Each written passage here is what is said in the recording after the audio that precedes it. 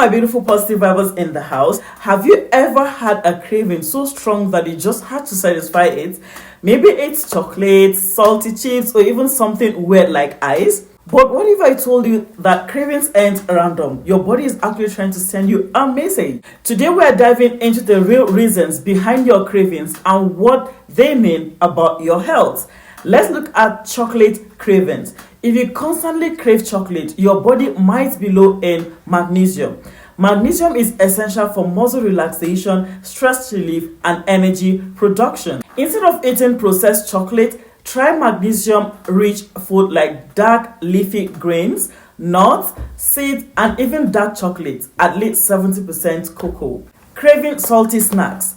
If you're always reaching for chips, popcorn, or salty food, it could mean dehydration. Your body craves salt to help retain water.